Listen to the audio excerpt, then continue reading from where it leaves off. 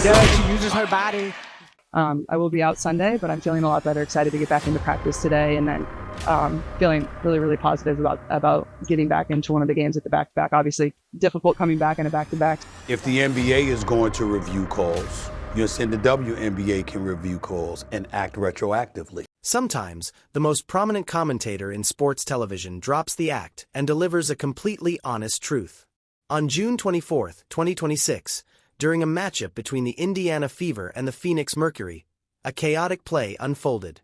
In the second quarter, after a loose ball scrambled across the hardwood, Alyssa Thomas struck a vulnerable Caitlin Clark directly in the neck with a clenched fist while Clark was down on the floor. The play had already moved on, yet Thomas walked right over her, and the officials blew no whistles. Clark ultimately exited the contest during the third quarter due to a back ailment and never came back. That drove Stephen A. Smith to speak out. He held absolutely nothing back. Here is precisely how Stephen A. Smith addressed the situation.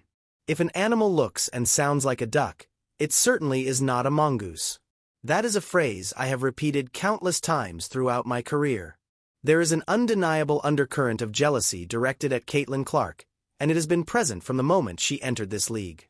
She generates the revenue. While admitting that Clark plays tough herself, Smith highlighted a crucial boundary. Playing with intense competitive fire is entirely different from shoving a fist into an opponent's neck. Smith then pointed out a historical lesson that WNBA leadership desperately needs to understand. The sheer intensity of the physical play clearly impacted her health previously, causing her to sit out multiple matchups. The jealousy surrounding this young woman is undeniable, driven by individuals who envy her massive popularity and influence, leading them to strike whenever a chance arises. Next came the phrase currently reverberating through every sports network nationwide: "Do not disrupt the primary source of income." He elaborated, noting that certain individuals fail to realize how overall growth benefits everyone involved. You must ride this wave of popularity as long as possible. The NBA utilized this exact strategy with Magic Johnson, and they did the same later on with Michael Jordan. That is the blueprint for success. You locate an individual who captivates audiences and connects with the broader public so deeply that every appearance becomes appointment viewing. Following those remarks, Smith laid blame on everyone involved in the WNBA structure. He agreed with Stephanie White's assessment of the two separate hits delivered to an unprotected athlete, right in front of a referee positioned on the baseline. No foul was registered, no whistle blew, and no immediate punishment occurred. Clark was forced out of the action by the third quarter with a back issue and sat out the rest of the night. Speaking to reporters post-game, Stephanie White voiced the exact frustration shared by many. Arriving at this arena fully aware of the previous game's events, and yet this still occurs? It makes no sense. It is completely intolerable. There is no excuse for it. She spoke with raw emotion. Furthermore, a dangerous closeout challenge was examined on replay, yet the defender's foot landing directly on top of the shooter's foot went unpunished without an upgrade. It shows total disrespect. The following afternoon, league officials took action by retroactively assessing a flagrant 2 foul, giving Thomas a 1-game ban along with a $1,000 penalty for dangerously striking Indiana Fever guard Caitlin Clark in the neck with a closed fist, categorizing the gesture as entirely outside the bounds of normal play. Thomas served her time away from the court that Saturday. The WNBA is shifting toward entertainment theater akin to the WWE, where actual competition takes a back seat to the dramatic nonsense happening on the periphery, while some attempt to paint Alyssa Thomas as the injured party after delivering a strike heard across the entire basketball world. Phoenix manager Nate Tibbetts pushed back fiercely against the decision. Prior to Thomas sitting out, he spent almost 3 minutes standing up for his athlete, asserting that Thomas does not play dirty, labeling White's accusations as unfair, calling the narrative absurd, and arguing that the discipline relied on viral internet images instead of a proper review. He claimed that executives failed to consult him, Thomas, or their own security personnel before publicizing the penalty. He expressed deep frustration with how league executives handled the disciplinary process, stating that a proper inquiry never took place. According to him, the central figures were never interviewed, which he found deeply disheartening. No league official reached out to Thomas, the security staff, or the coaching staff to get their perspective on the incident. He noted that established procedures should be respected, drawing on his NBA background where investigations always gathered accounts from both parties, something completely missing here, which left him incredibly frustrated. By Tuesday, June 30th, Alyssa Thomas finally broke her silence on the matter. She categorized the entire sequence as an unintentional mishap, claiming she remained unaware of the contact until the match concluded. Thomas revealed that both she and other members of her squad became targets of terrifying threats and racist abuse online. She also explicitly criticized WNBA Commissioner Kathy Engelbert, stating that hoops is ultimately a high-contact sport where physical play is expected.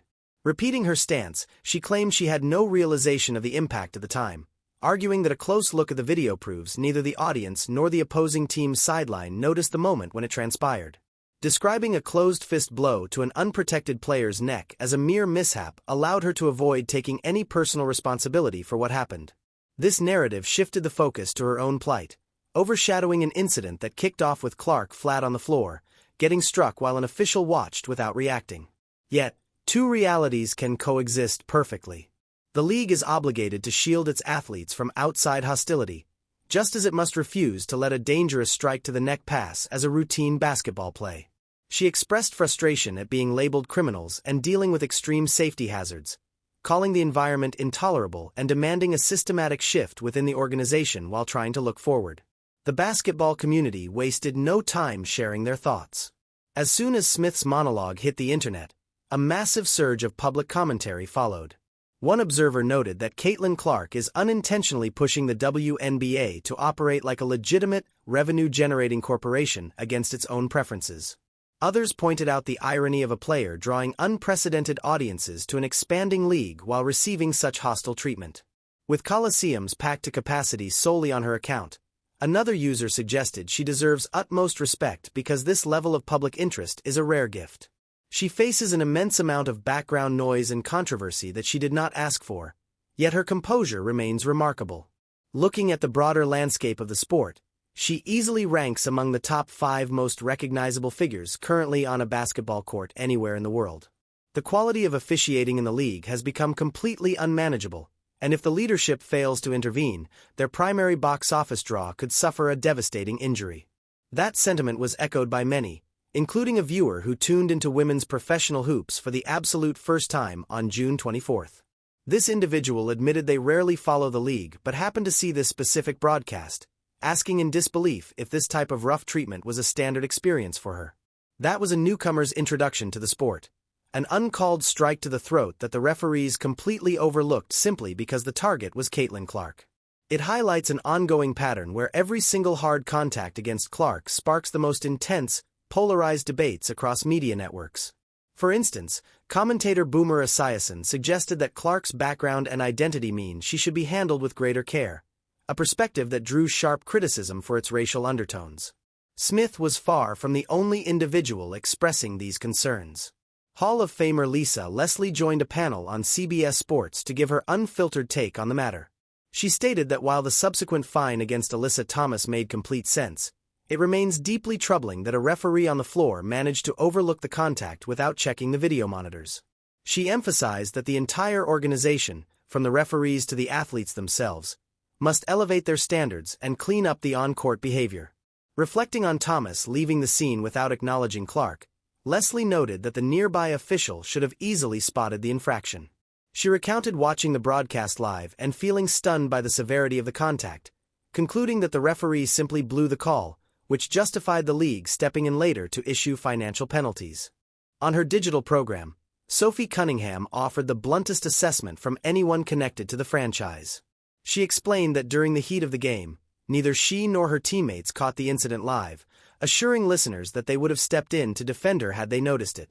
She lamented that this brand of rough treatment occurs almost nightly to Clark, while leadership and officiating crews consistently look the other way. When reminded of her history with league penalties for her comments, Cunningham acknowledged past fines but doubled down after viewing the footage of targeted knees and blows to Clark's neck, stating any squad would be furious if their marquee player faced similar treatment. Despite having faced financial discipline previously for criticizing refs, Cunningham refused to stay silent. Former NFL star LeSean McCoy drew comparisons to sports history during an appearance on a talk show. He recalled how during Michael Jordan's peak, the NBA actively stepped in to stop the Detroit Pistons from beating him up on the court. He pointed out how the league shielded LeBron James, focusing heavily on his brand and status as royalty while smoothing over any controversies. McCoy argued that prominent figures command special protection, comparing the situation to how the NFL altered its safety rules entirely to shield elite quarterbacks like Tom Brady after a major knee injury, outlawing low hits entirely. He warned that if the WNBA fails to shield its rising phenom, the entire league's future will be in jeopardy. Media commentator John Root expressed disbelief online regarding how the organization allows its most transformative and recognizable figure to be treated with such complete disrespect, asserting that Clark is entitled to far better treatment.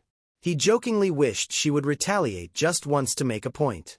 This is an athlete who has impacted the women's game in the exact same manner that Magic Johnson and Larry Bird transformed professional basketball back in the 1980s. Analysts noted that while human nature involves flaws, many peers fail to grasp the financial windfall she has generated for everyone in the sport, pointing out that chartered flights and massive media rights deals were non-existent before her arrival. They likened her influence to Tiger Woods' impact on professional golf, noting how one individual completely rewrote the financial reality for an entire generation of athletes. We are talking about a star who packs out stadiums, commands record-breaking TV ratings, and has introduced a massive new fanbase to a league that desperately needed the attention. Yet, on June 24, 2026, this very athlete was struck in the neck with a closed fist on a nationwide broadcast while an adjacent official stood idle. The subsequent penalty was a mere single-game ban, which the opposing coach dismissed as a reaction to internet images, while the athlete responsible termed it a total fluke. This ongoing discussion has also touched on broader societal advantages regarding appearance, race, and physical stature, forcing a conversation about systemic issues. Some critics brought up historical disparities, noting that players like Brittany Griner previously felt compelled to compete overseas in Russia simply because domestic salaries were insufficient, creating a strange dynamic where commentators are working overtime to avoid acknowledging the direct economic reality right in front of them. While Stephen A. Smith avoided labeling anyone as a dirty competitor, he emphasized the plain economic truths that cannot be ignored. You must protect the primary driver of your business and ensure that jealousy does not jeopardize the athlete carrying the entire sport forward. You capitalize on this momentum, foster its growth, and shield it from harm. If this momentum disappears, whether through a lasting back issue for Clark or her deciding the league isn't worth the trouble, this window of opportunity will close for good, perhaps for the next 10 years or permanently. Smith's message was direct. The WNBA needs to evaluate dangerous contact and enforce strict penalties modeled after the NBA. Does a single match ban and a $1,000 penalty for a deliberate blow to the neck constitute real discipline? Is this the way to safeguard your most valuable asset and respect the historic transformation Caitlin Clark has brought to the game?